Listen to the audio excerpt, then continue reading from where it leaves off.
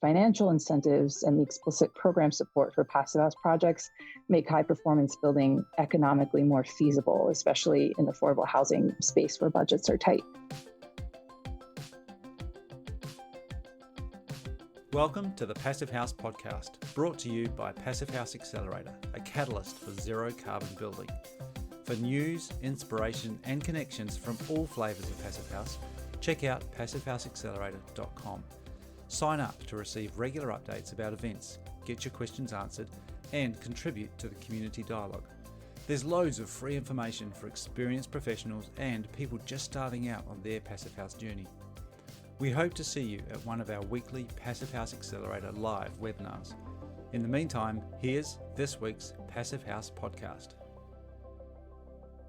Welcome back to the Passive House Podcast. I'm Matthew Cutler, coming to you from Auckland, New Zealand, and we're joined this week by Zach Semke. How are you, Zach?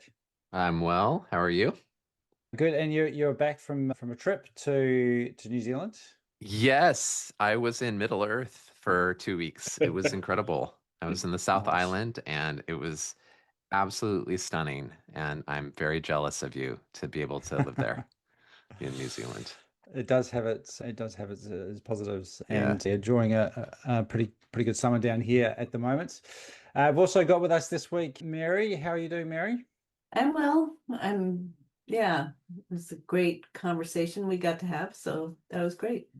Looking forward to getting into this great interview that you've brought us along with Jay Fox. Great to have you back on the podcast again as well, Jay. Great to be here. This is I believe, my last podcast in this space.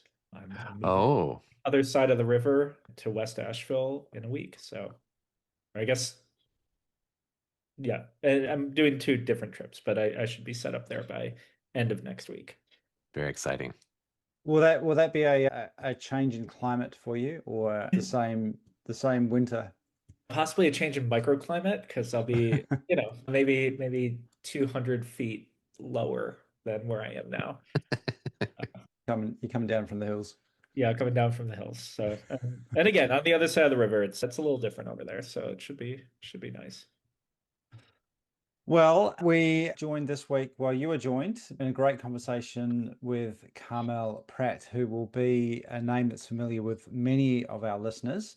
She's been heavily involved with not just the Passive House Accelerator, but Passive House in general, particularly around the New York area, but a very influential person, a bit of a leader, which she describes a little bit about the origin story of some of the things that she's been involved in and some of that great history of Passive House and where it's going. So really keen to get into that. But before we do, we've got a few people to thank, Zach. Indeed. So a big thank you to Partel, who is our sponsor of the week this week and is making all of our programming here at Passive House Accelerator, including the Passive House podcast, possible this week. Thank you too to our stakeholder partner, NYSERDA, the New York State Energy Research and Development Authority. And thanks to our founding sponsors, 475 High Performance Building Supply, Ingui Architecture, Partel, Rockwell North America, and Zola Windows.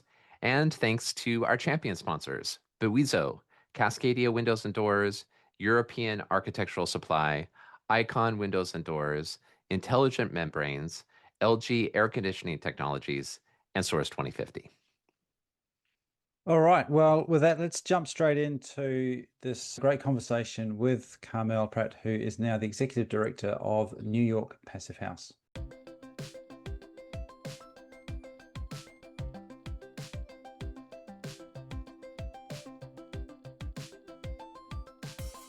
Welcome to the Passive House Podcast. I'm Mary James, and I'm here with co-host Jay Fox.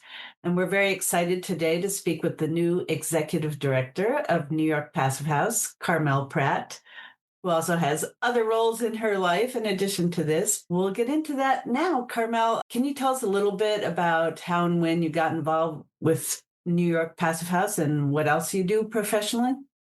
Sure. And first, thank you so much for having me on to speak. I'm always eager to share, fast factual with a PH of what's going on for me personally and for the broader industry. So thanks for having me on. Yeah, very briefly, my background academically is in architecture, building systems, and sustainability. and professionally has been very aligned with that through sustainability consulting and energy engineering, specifically with certifications and those stepping stones towards Passive House through home energy ratings, LEED green ratings, then becoming a certified Passive House consultant, the FIAS verifier, and doing a lot of Passive House projects. But my first involvement with New York Passive House, specifically as an organization, was very boots on the ground in a volunteer role. Before I was even Passive House certified, before I had even worked on my own first project, I did the Icebox challenge with them. So I was really just out on the streets canvassing about the idea of Passive House in this volunteer role, getting it out to kind of the general public. And for myself, exciting myself about the possibility of Passive House and how it works in practice. And through that kind of volunteering, I volunteered with their conference and attended and just started learning more. And then eventually, after having actually worked on projects and gotten certified, I joined their board of directors in 2020. And that was a really pivotal time for the organization. New York Passive House was going through a strategic kind of redevelopment, realigning. And then I was humbled to have been approached for the executive director position at this perfectly divine timing when I started my own solo practice. So I went out on my own, and I'm now, taking on my own projects in this kind of sustainability consulting, energy consulting role, and now have that part-time capacity to step into the executive director role.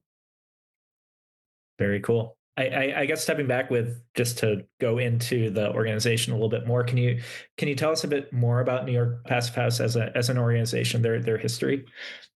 Yes, I'd love to, because again, I'm humbled to be stepping into this position of such a rich and tenured history.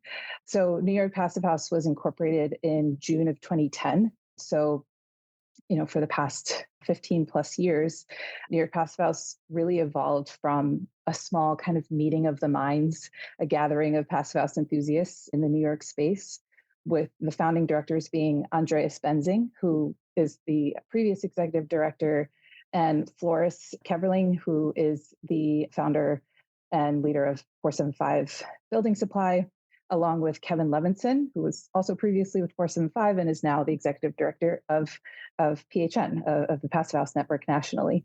So, these guys got together, and what I can only assume was, over a drink and some conversations, started this really powerful organization. So in that same year of 2010, in December, they were the first organizations after incorporating to join the International Passive House Association, so the IPHA, and really affiliated themselves with the Passive House International Standard and Movement and that certification research agency.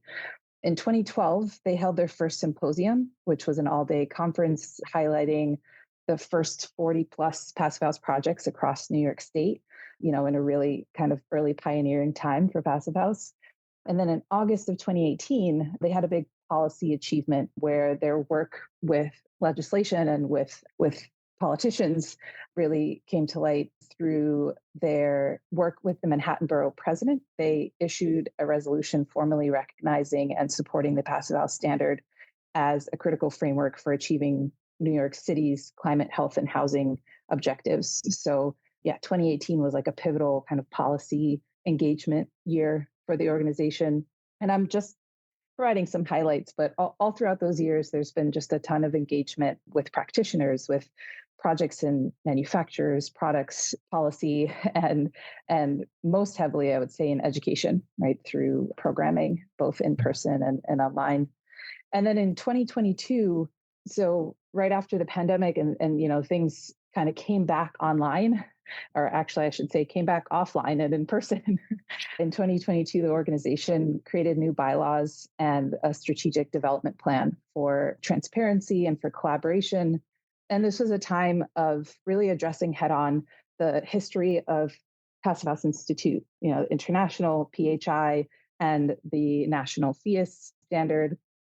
And the organization decided to stay affiliated with PHI, continue that ongoing co-membership with the IPHA, but really decide to become agnostic in our offerings of education and supporting projects of both standards, and really partnering with both organizations across the table for the betterment of the industry, for furthering, all of our kind of collective direction and desires for Passive House movement.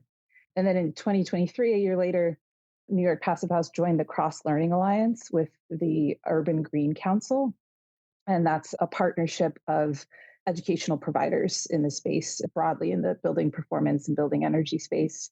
So, it's really been taking on a big educational role in that. And then most excitingly, I think in 2025, the organization adopted a new digital platform for membership management and engagement, for educational programming and tracking.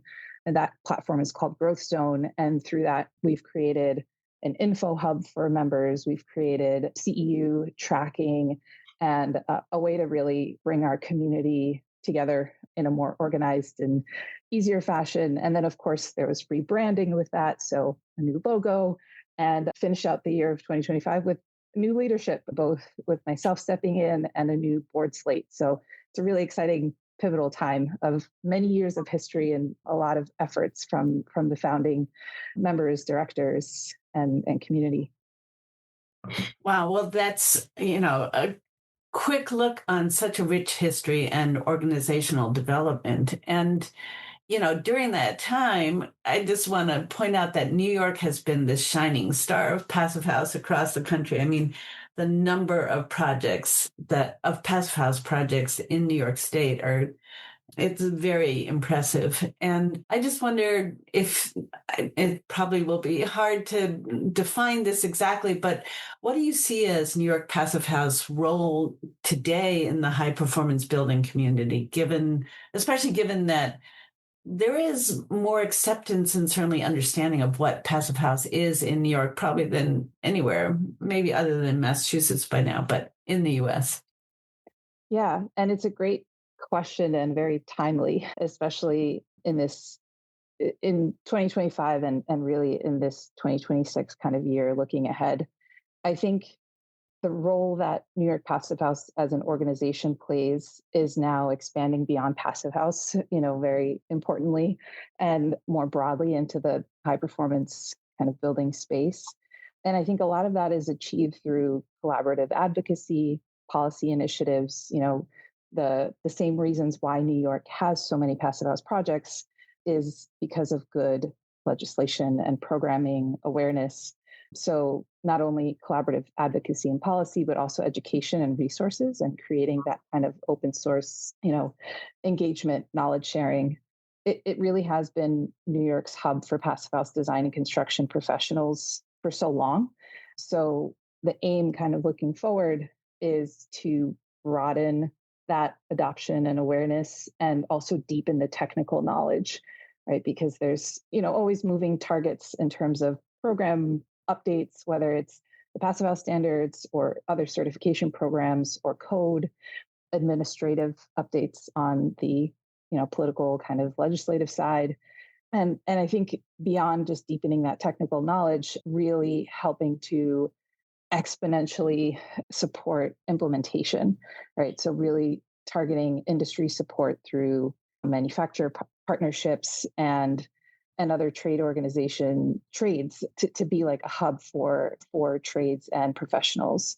And I think excitingly, in my research, and I hope this is a correct statement, but our organization is the only Passive House focused 501c6 nonprofit, which is specifically trade organizations. So there are a few 501c3 nonprofit Passive House aligned organizations, but we've really set ourselves apart as a 501c6, specifically to support the trades that are working to implement Passive House. That I did not know that designation existed for 501(c)(3) things. Yeah, I am learning about it as well. But yeah, it's our little the Passive House movement loves the accolade of being the first or only of XYZ, right? The tallest Passive House and the only Passive House, textile factory. And so we are the only Passive House 501c6 organization in the nation. Okay. I should note that people also like telling you that you're wrong when you write that something's the first of anything. As that yes. term repeatedly over the 5 years of writing articles where people like to say like, oh, we're the first multifamily FIAS certified in Washington state. And then people will be like, actually, no, there was this other project that like they got design certified first, but we finished first. And you're like, ugh. Right. Which is why I led with, according to my research. I could be wrong, but good. I like that. You've learned. But I guess speaking, continuing the talk of like groups that, what kind of partner organizations have you worked with as, either like political organizations or someone like NYSERDA or like local groups to New York or even trade associations? Like who's been kind of like the critical partners for New York Passive House and who do you hope to kind of partner with in the future? I'm just realizing that there was the event Regenerative Metropolis at the New School last year. Do you think you'll be working with New School or other, educational institutions like that going forward? Yeah, well, you hit the nail on the head. I mean, partnerships and collaborations are at the heart of how New York Passive House was created to begin with and how it continues to kind of grow and thrive and provide programming. And honestly, there are too many to list all of our partners and sponsors. And so I do encourage people to check out our website and see our listing of sponsors and member organizations. But to name a few key organizations, you've already mentioned one of them, NYSERDA, who is a big sponsor on the educational front. They've sponsored our annual symposium, Regenerative Metropolis, that you mentioned. And Parsons, the New School, is another key partner on that side. We are continuing to, annually provide this free event for students and for members or non-members, the public, to learn about all things building science and passive house adjacent through that regenerative metropolis symposium. And I already mentioned the International Passive House Association, that IPHA, which is our affiliate co-membership through HI. We also have partnered with Urban Green Council, as I mentioned, through that Cross-Learning Alliance and through other kind of key events and educational resources. We've partnered with NESI, the Northeast Sustainability and Energy Association, Building Energy Exchange here in New York City, AIA New York, because we do have a large portion of our membership on the architecture side of design. Passive House Network, of course, both because of historical ties and also alignment with, with our general desires to educate and credential the industry. And like I mentioned, we have a lot of incredible company sponsors that help fund and provide critical educational programming, amongst other kind of collaborative efforts that we do together.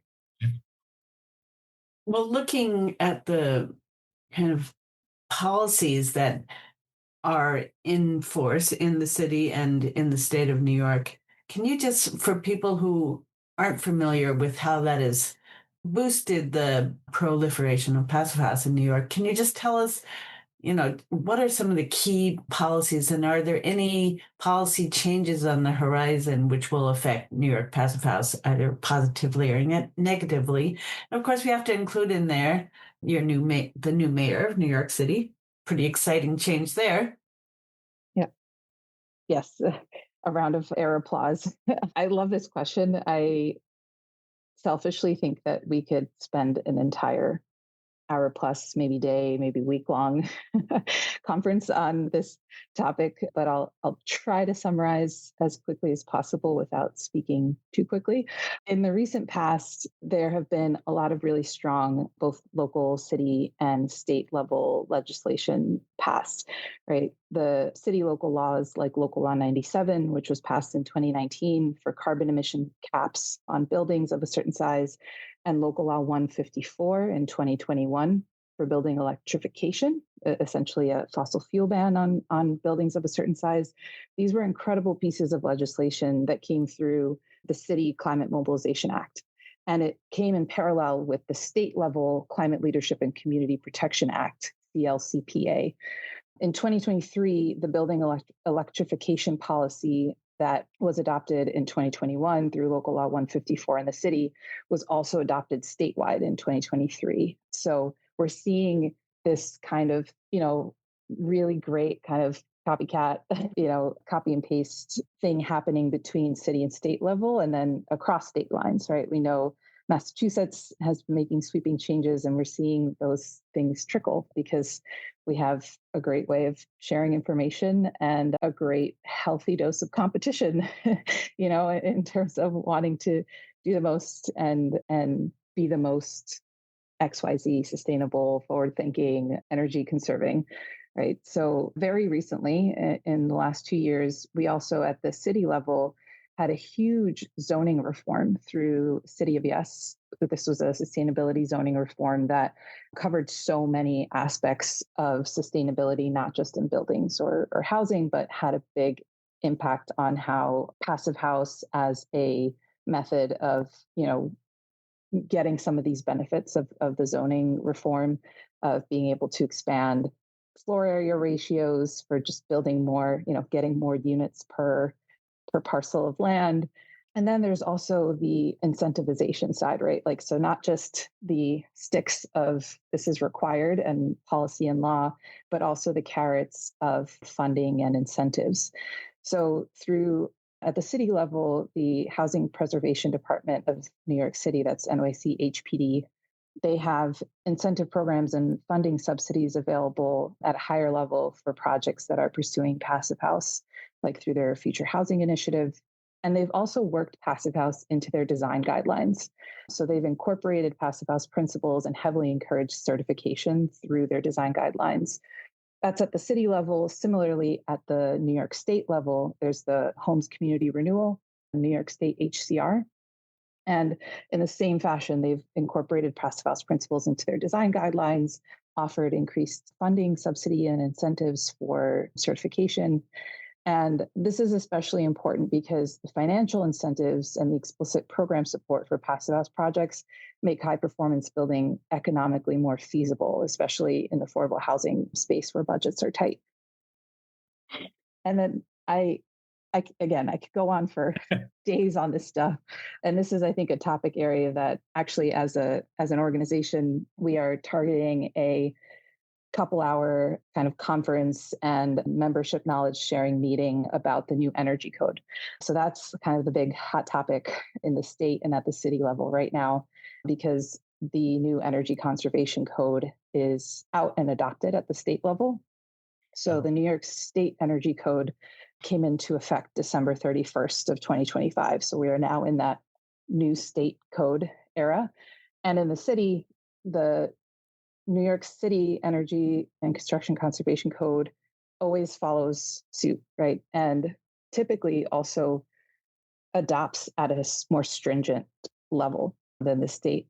And because of that, it was actually, instead of coming into adoption at the same time, it was pushed back just in the last week by DOB to be adopted by March 30th of 2026. So by March, the city will also have adopted that new energy code.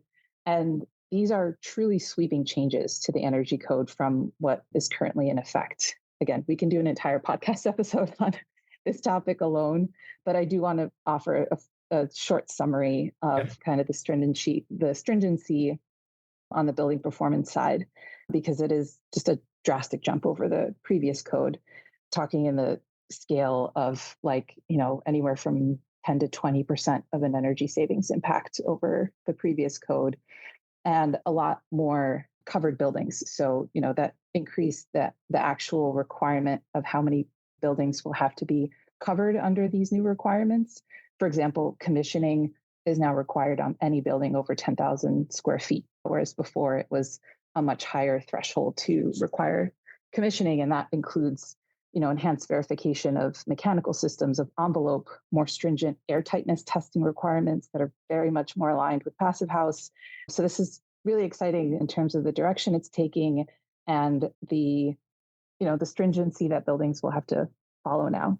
On the other side, and I, have my kind of passive house consultant and energy modeler hat on for this, but they added in requirements for energy modeling and requiring a building energy modeling professional kind of credential certification for people who are doing modeling. And that, comes with a code of ethics and with some additional just responsibility around modeling and credentialing around modeling to make sure that it's, at least much closer to reality than it tends to be. And then very excitingly, from the kind of materials and broader carbon emissions standpoint, there are new requirements to provide EPDs, environmental product declarations, and embodied carbon values for specific materials like CMU and concrete, and provide baselines for projects to understand kind of what is the target, like the starting target, and how can we do better. And it's not requiring any reductions to that baseline yet, but there are credits available. And it's kind of the step one of encouraging the information to get out there, encouraging tracking that information, and signals future policy, right, which will go towards the direction of carbon limits and carbon reductions on the embodied carbon side. There's also an increase in renewable energy requirements. So thinking about the broader grid outside of the building. And again, just to kind of pin the scale of this new code, is that the previous code was based on the commercial ASHRAE 90.1 2016 version. And this new code jumps versions. So between the 2016 ASHRAE 90.1 baseline that we had, there was also a 2019 version. And the new code, although it's called the 2025 Energy Code, it's actually loosely based on the commercial ASHRAE 90.1 2022 baseline with some additional stringencies. Because New York always adopts a slightly more stringent version of ASHRAE, it's accurate to say that the code is effectively more stringent than ASHRAE 90.1 2022. So we've jumped from 2016, skipped 2019, and adopted a version that's somewhere between the 2022 and 2025 ASHRAE versions. This is important because it really scales the impact of the energy savings over the current 2025 code compared to previous 2020 code.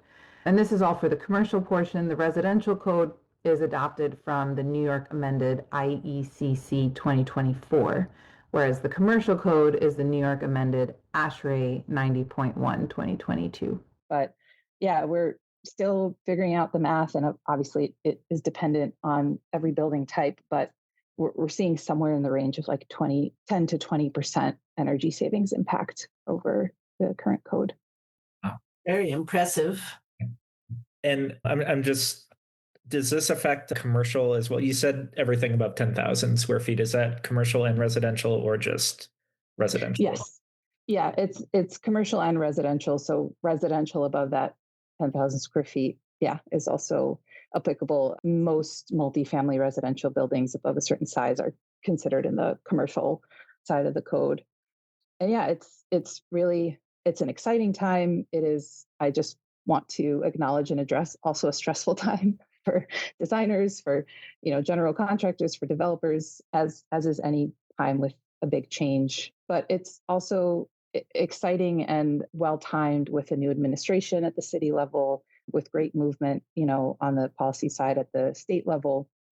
And, for us internally as New York Passive House, with our state and local policy committee, we're actively working to continue to push out more resources to help with these changes, but also to push for a Passive House compliance option, pathway, because unfortunately, code is still not well aligned with the Passive House energy modeling software specifically.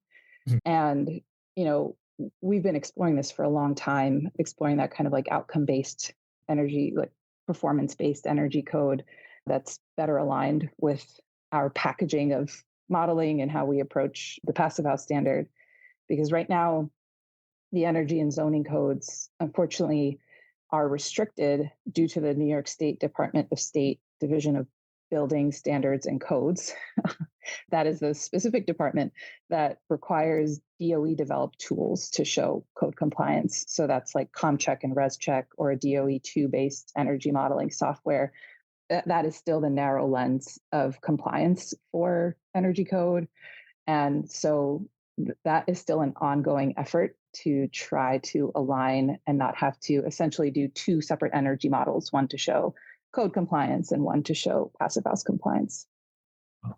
And do you think that would you have better luck just, or I guess, would the city even be able to adopt that kind of policy on its own, or would it have to be both the city and the state? Because the state supersedes the city and it's kind of a garbled mess. Exactly. Okay. Yes. Yeah, you're spot on with that. Yeah, it has to be at the state level and kind of trickle down. Okay. That's always tough because the state tends to move a little slower than the city sometimes on these things. Yeah. Cool. Well, I guess this is very kind of forward focused and future focused, but just going back a little bit for the organization New York Passive House, like what have been some of the accomplishments that you've like recently kind of some feathers in your cap that you're hoping to build on and kind of build momentum to hopefully get some more policy changes enacted? Yeah, well, I think Mary already mentioned it nicely, which was just the adoption, right, at large scale across the city and state of passive house buildings, fully certified buildings. And that just helps build the database, build the, that weight to kind of show proof of concept. I think the other major accomplishment is the education of professionals, right, through credentialing, but also through actual project knowledge sharing, postmortem and and pre-development, really educating folks and connecting them.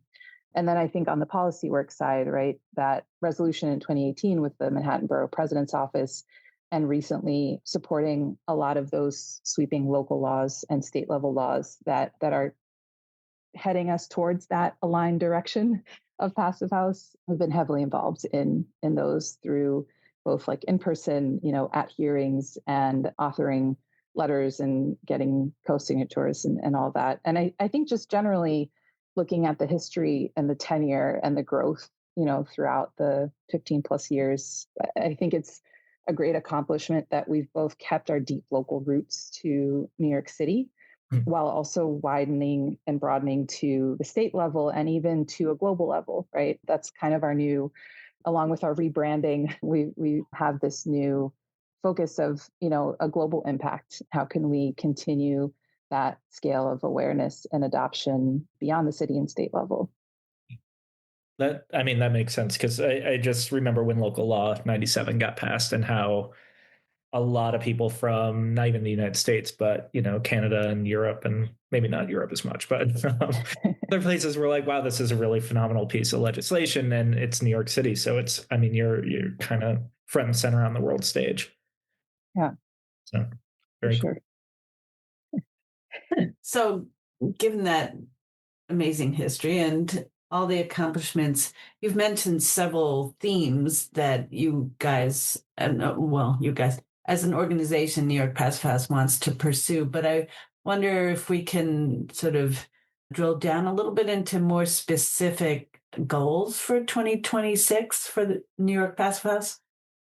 Yeah, again, it's a exciting and kind of pivotal time, both from a people perspective of how our team is made up, and also from a like technologically enabled perspective of the actual tool and platform that we have now. And we sat down and discussed a theme and a focus area of enablement, both through workforce development, more, trades training, focus on kind of hands-on the constructability side of passive house, and from an economic focus, right? Making projects pencil, helping to demystify, but also actually, provide data and tools for helping on the economic side. And I think this has widespread impact across both retrofit and new construction development. I think that's also focus is to continue to support, both our existing building stock as well as our new building stock. And, I mentioned the energy codes, but that's going to be a major focus of this year is helping the industry adjust to those new codes, the new administration.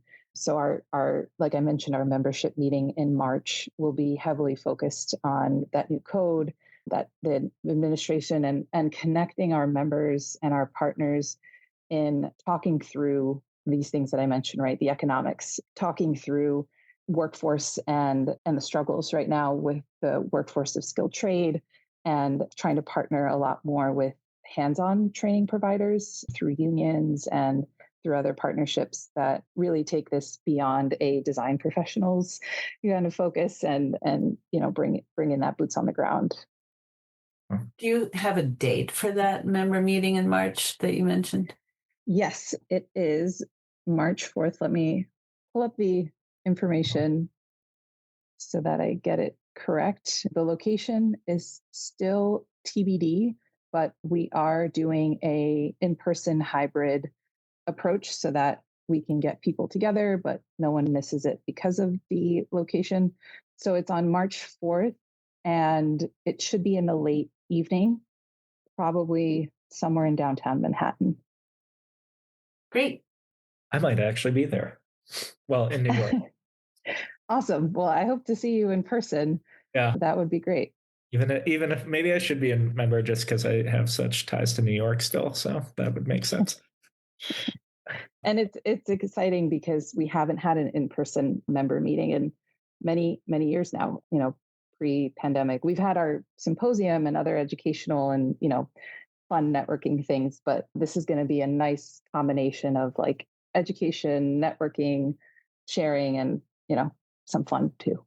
Nice. Well, any other events kind of coming up within the next, either virtual or in person within the next couple months, or I don't know, anything that big educational initiatives planned? Yeah, so we have the annual general member meeting March 4th. This month in January, we have 2 webinars planned. We do have 1 to 2 webinars every month. So that's kind of our ongoing rolling online education. We have our annual Regenerative Metropolis Symposium at the New School of Parsons that is set for the fall of 2026. We are working on expanded networking events with our partners, again, trying to bring in a lot more kind of in-person opportunities to connect. And additionally, because we have this online platform now through Growth Zone and the Info Hub, we're putting together more on-demand courses, credentialing courses and other trainings that people can access when is convenient for them. And then, like I mentioned, partnering with more training providers and organizations through that Cross-Learning Alliance, through unions. So providing some more in-person trainings and again, with the real hope of targeting trades, skilled trades and unskilled trades from the construction side. Yes. Yeah, I love that because I think that's one of, speaking from the accelerator's kind of point of view, we've struggled sometimes to attract tradesfolk and developers as well. So do you have any plans to kind of, I don't know, cater to developers and kind of walk them through how to adopt Passive House into their buildings? Yeah, I think that was a big goal of, I mean, mine always.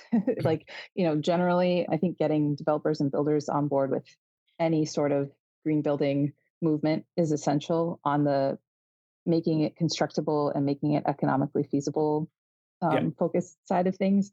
But excitingly, we added a new board member this year from Riseborough, Josh Sheffer, who is their energy manager. And so Riseborough has always been kind of a pioneer, early adopter, developer of affordable passive houses. So having someone like that on the board from a developer's perspective is a great addition. And partnering, I think, with developers and with the unions and trades training providers out there is going to be kind of the big that big shift this year. And nothing in the works yet in any concrete way, but we're even talking about what would it look like to have an annual symposium like we do with Parsons at a trade school, right? Yeah. Like targeting kind of early people in their career of trades and opening that Passive House for All kind of approach that Incho takes to educating folks at a younger level or just outside the bubble of of our very aware industry. That's really exciting. And because one of the things that I don't think New York City has, unless I'm missing it, is an actual physical place to do Passive House trades training in. Does it? There's a few places. There isn't one central hub, and there are a few places. So, for example, Emu Passive, right? Our friend Enrico from Colorado has done a lot of certified passive house trades builder trainings in Brooklyn. And it's, been hosted, I think, maybe once at Force and 5, once at the Navy Yards, and in different places. There hasn't been a central location for it, but it has been a consistent, offering every few years or so. The Association for Energy Affordability, AEA, is also, a somewhat of a hub, not always specifically to Passive House, but it has this kind of space for training and hands-on. And there's other either product factories like manufacturers that sometimes host hands-on events, and other partners through the Cross Learning Alliance from Urban Green Council, and I'm blanking on the name of the training organization, but it's a union, it's a mix of different union, carpenters and electricians and building facility managers that have some in-person on-site trainings. But that's an interesting direction of this, is actually finding like a singular location and a hub for this in an ongoing way that is, it's a consistent place for it.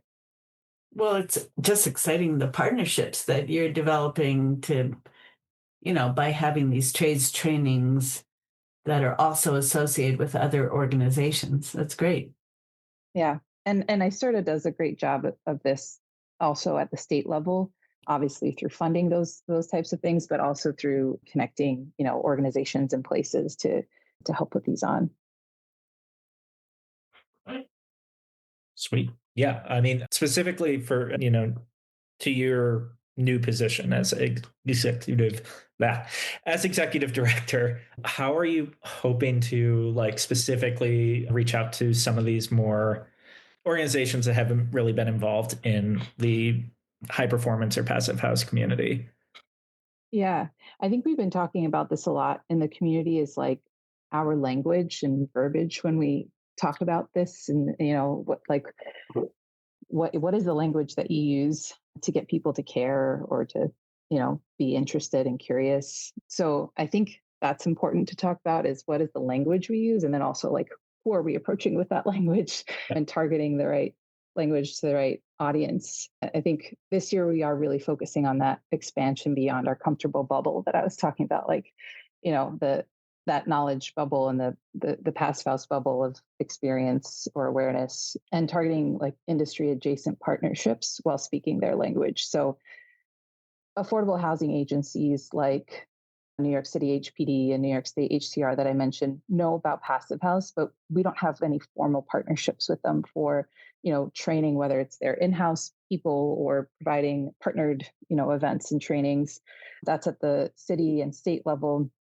Organizations like NYSAFA, the New York State Affordable Financing and Housing, I think is the acronym, and other housing providers like Riseborough and other developers that provide affordable senior supportive housing, as well as on the planning side, right? The Department of City Planning, they just went through zoning reform. So how can we partner with them to help educate and enable folks while speaking their language, right? So what is the language that affordable housing providers care about? And it could be tenant stability, it could be operating budgets, it could be health outcomes and compliance risk and insurance premiums. And, Passive House doesn't have to be mentioned at all, but all of those things are very related. Similarly, working with city government now is going to be really exciting. I mean, the mayor has already put together such a strong task force to tackle, through the Mayor's Office of Climate and Environmental Justice, for example, and talking about emergency management and resiliency and all the things I just mentioned on the, housing provider side, tenant stability and affordability and equity. Same thing through the Department of Buildings, right? The NYCDOB Energy Code and Sustainability Units. They are very busy right now enforcing Local 97 and going to be very busy enforcing the new energy code.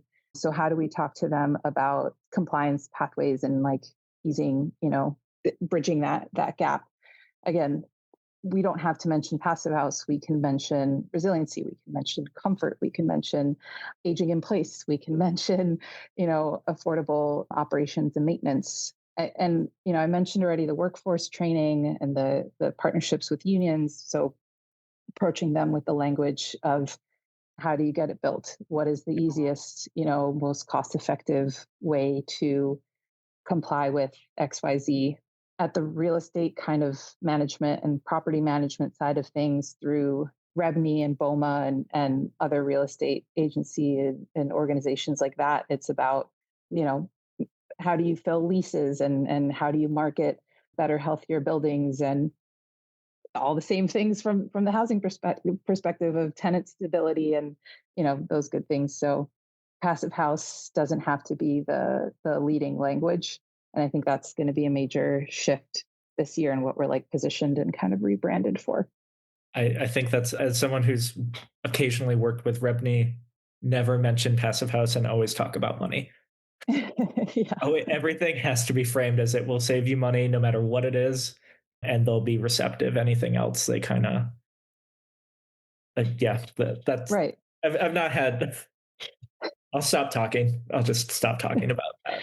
Well, no, you hit it on the head there with the, how our focus is economics. How do we make this work? How do you make it pencil? And lead with that, and maybe even end with that, because it's all related in a very stealth way. Right, a very critical aspect of getting a project actually done. And I want to bring this back a little bit to your own. This is not the only, as you mentioned, not the only job that you're taking on now. You recently branched out. I just want to hear a little bit more about what kind of projects you're working on, because it's huge. What you were just talking about, all the goals for 2026 for New York Passive House. What kind of projects are you working on also? Yeah, thanks for asking. And I guess, and also, what's the name of your consulting business?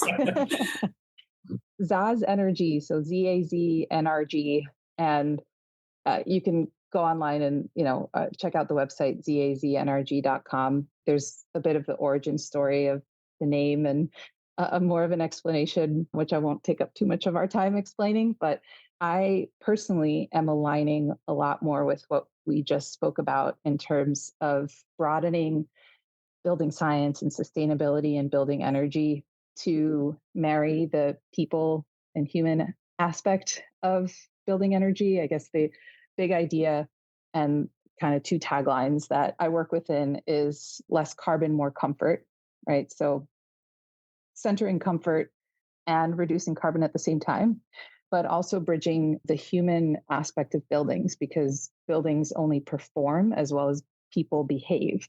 And getting to that side of building operation, now building on, over 12 years of working primarily on the design and construction side of buildings, helping folks, developers, property managers bridge that critical 1 to 2 years of commissioning, kind of post-construction, where there's a lot of drift in the building, and there's a lot of adjusting to how building operators from a facility perspective, but also tenants from, resident perspective, are operating within the building and understanding how to use it optimally. That paired with more public education, kind of getting back to my roots of the boots on the ground, doing like library and community board, educational seminars on energy savings tips for wherever you live, however you live, sharing more of that lived experience kind of public education rather than solely technical building science geeky stuff geared to our bubble of an industry. And then also the types of projects I'm taking on are very much in line with what I've been doing in the past: passive house certification, consulting, energy modeling, on-site verification, air barrier consulting, decarbonization planning, both on the retrofit side and on the new construction side. And in some ways also returning back to smaller scale. In my most recent professional history, I've been working at very large scale multifamily high-rise and, kind of big scale projects. And I'm coming back to, in many ways, smaller scale, whether single family or small multifamily on the certification implementation side. But then on the building operation, education and training side, from an operations and maintenance perspective, I'm hoping to do a lot more building facilities and tenant engagement around how, you got the keys to your passive house now. How do you drive it? Nice. And just like regionally, are you going to be focused more in the city and like kind of downstate, or are you going to be all over New York? That's a great question. It depends on the scope of work. If it's on site, somewhat a little bit more limited to proximity just from a cost and carbon perspective. But otherwise, if it's remote work, it's pretty open, geographically. Cool. Great. Well, commissioning is such a critical piece that's often overlooked. So congratulations on that focus. I think it's sorely needed. Thanks. Yeah, agreed. We've learned a heck of a lot in the last, really decade of like concentrated passive house work, and now, functioning passive house buildings. Yeah. Yeah. Yeah. Yeah. So we're following the data in that perspective and learning as we go, but importantly, adjusting quickly, right? So as soon as we learn, how do we implement and adjust? Well, it's been really great talking with you. I really appreciate your time, and what an exciting 2026 is clearly in store for you. Yes, yeah, it is really exciting, and like I mentioned before, I'm really grateful to be able to stay connected and involved with all the passive house and non-passive house movement and organizations through the work of Passive House Accelerator, through Reimagine Buildings Collective. And so I want to say thank you back to you guys both, specifically in your work of, helping to spread that knowledge, helping to bring together folks and open that knowledge sharing. It's incredibly powerful, and I think it speaks to the accelerated growth that we've had in the space for the last couple of years. Yeah, it has been a wild ride watching this go from like nobody's ever heard of it to fairly common now. It's like, it's surprising. Yeah. But I guess I want to end with one question about a specific project. Like what's like a project that you're just super excited about in New York, either on the horizon, under construction, or already built? Like, what do you think is just emblematic of how like the passive house standard is really more versatile than people appreciate, and just like what to look forward to with green building in the coming years? Yeah, there are many specific projects that come to mind, and just a few off the top of my head. I think on the retrofit side, we're now seeing an exciting scale and acceleration there. New York University Rubin Hall as an example of, just a large scale retrofit pursuing the ENERFIT standard, as well as the Three Arts building that is, in design and soon to be retrofit. Those are two, I think, emblematic examples on the retrofit side, as well as the firehouse, the Ingui architecture firehouse that I think many people have looked to as an example for some time now. More, I guess, personally and selfishly in my world, I'm working on a project called Highbridge with Magnuson Architecture and Planning. Mega is the contractor, and it's just large scale, 32 floors of over 400 units of passive house affordable housing that includes both transitory and permanent housing and supportive services for people that either have substance abuse issues and need support or have previously been houseless. And that project it sticks out like a sore thumb contextually where it's being built in a way, I think, hopefully in a good way, that signals kind of what's ahead, the opportunity and the importance of providing this kind of housing. And then again, just speaking to the scale of like, we are now in that high-rise skyscraper era of passive house. We have Sendero Verde, which is just a huge development of hundreds and hundreds of housing units, very tall building. And of course, the competition of tallest passive house in the world. We now have that Flatbush biggest building, 60 plus stories that is being constructed. So again, that healthy competition of being the first and tallest and biggest and best and whatever is working. And we love in the industry to be able to have those projects to look to and point to and learn from. Yeah. Well, there's a great note, honestly. that's really exciting. Yeah. So we'll see. When someone breaks the 100-story ceiling of Passive House, we'll have to figure out what to talk about next. Well, then they'll be like, well, it's the tallest that's FIA standard, so someone will have to do the tallest PHI, and then someone will have to do the Right.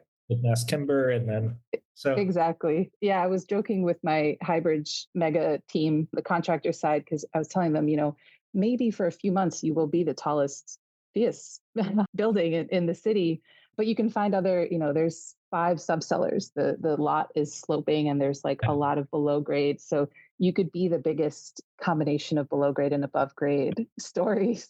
Passive House for some time. You'll find a way. And that one will honestly, that'll probably have the best view of any Passive House I've like written. I interviewed Sarah about that. I think, Jesus, I may have still lived in New York at the time that I was writing about that. Yeah, that's the other thing, right? It speaks to the commitment and length of time that it takes to plan and develop and make these projects a reality. So, yeah, it's like as long as we've been talking about it, it's been that kind of important project for so many people that are involved with it. And I agree with you. In terms of best view, I lived across the river on the Washington Heights side of that for a while, and High Bridge is just an incredible like piece of history and bridge that exists in our boroughs. So yeah, it is a very kind of, it stands out in a very historically and I don't know the word for it, but it's iconic project. We'll just call it that. Yeah.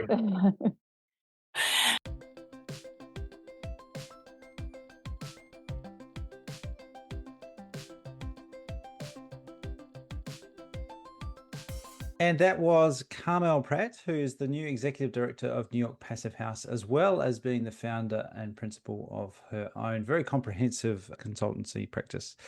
Great conversation. Thank you, Mary and Jay. Let's go to you first, Mary. What were the highlights from that chat?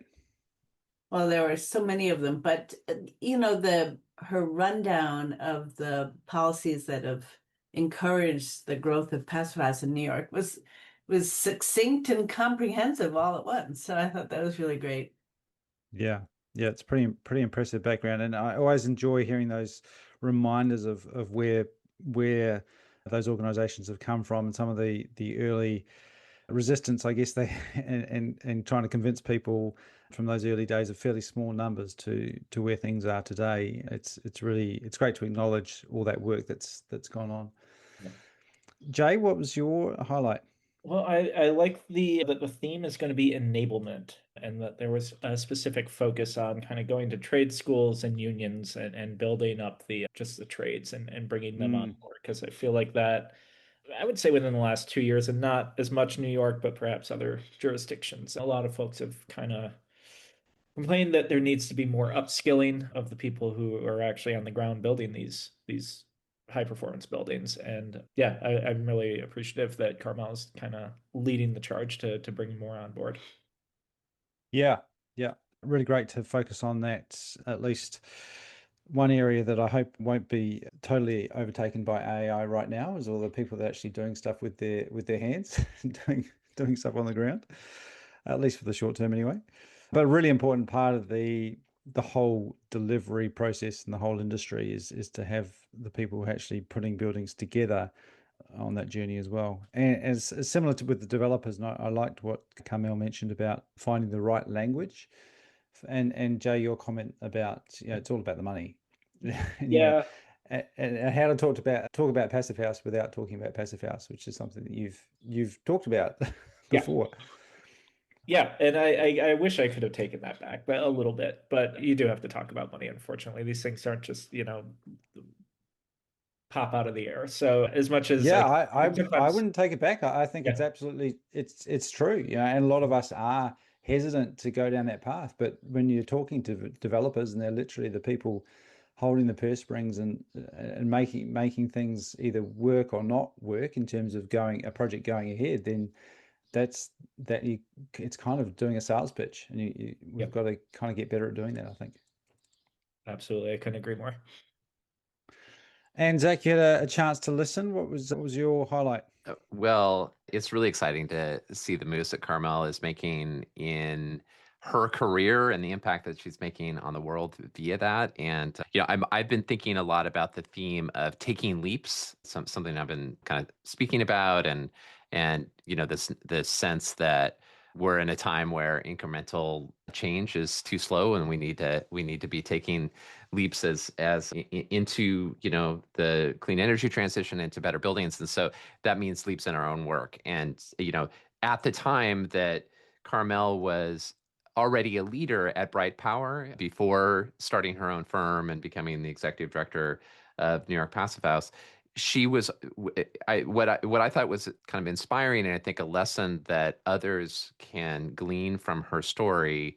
And by the way, this is something that we're also exploring within the Reimagine Buildings Collective. The monthly theme this month is the next step. So it's like identifying one's next step in one's work and then supporting one another to make that happen. So that's another piece of context here. But as she was a leader at Bright Power, and before this move that she's been making, she was volunteering and doing that out on the street with the Icebox Challenge, communicating about Passive House and helping make that kind of public science experiment real in Manhattan, and then was volunteering on the board of New York Passive House, and that engagement helped lay the foundation for that leap that she's been able to make now into becoming the executive director of the organization. And that's a pattern I think that people can emulate in their own work, especially if you're interested in doing nonprofit advocacy work. That the kind of mantra or the first step of getting involved and participating and volunteering and contributing can be so powerful. And I think it's worked really well for Carmel, and also really fortunate for New York Passive House. They're very lucky to have her. Definitely. Yep. Yeah, obviously a lot of work volunteering, and it was good to hear that acknowledgement of lots of other names at the start as well, of those people that sort of got together and got things moving, quite likely, I imagine, over a drink and a conversation. and to see where things have come to is quite impressive. I guess for me, there was a bit of a theme towards the end there about people, and I really like that tagline of more comfort and less carbon, and really focusing on people, but also acknowledging that how well a building performs is as much up to how people behave as much as the design and construction of the building, as well as the commissioning, and not just kind of handing over a building and saying, oh, well, here you go for it. I hope your power bills are low. But you're looking at that continual operation, making sure all the systems are working properly, and then continuing to do that for, I think she said, a couple of years, a number of years into the building's life, which I think is really important, combined with public education or building user education, which I think is often left out, because we build these relatively complex machines and then just assume that people are going to know how to operate them. So some really exciting stuff there, and a great look into where Carmel's focus is now, and looking into the future as well. I felt very positive listening to that. So thank you very much, Mary and Jade. Another great conversation. And of course, thanks to Carmel and the team and all her fantastic work over the years. It was really good to acknowledge that. Absolutely. Great to chat with her. Yeah. All right. Well, what have we got coming up, Zach, over at the Accelerator and at Reimagine? Yeah, so this episode will go live on Tuesday, January 13th, and that is the day when we have Carmel Pratt at the Reimagine Buildings Collective. She's going to be doing a Reimagine special interview with Michael Ingui. So if you are curious about the collective, please check it out, and we'd love to have you join us. And then on Wednesday, January 14th, we're joined by James Peterson, who was just on the podcast, and he's going to be doing a PHA Live 101 session called Electrification of Domestic Hot Water in Multifamily Buildings. And then he'll be following up that appearance on the Accelerator with an appearance within the collective, doing a Ask Me Anything Friday session to dive deeper into people's challenges and questions around domestic hot water delivery. And I think that's probably good. We have a full roster of events. Passive House Accelerator Live is up and running and launched for the 2026 season. So please join us on Wednesdays at noon and connect with us. And we should also mention Jay's been very busy pumping out lots of fantastic articles. So even if you can't get to some of those events, you've done some pretty deep dives, Jay, recently on the Accelerator website, getting into health and all sorts of some topics. So there's some pretty good reading there. Yeah, I would recommend the most recent one that came out on the 9th. Pretty proud of that one. Apologies to those who don't have a medical background.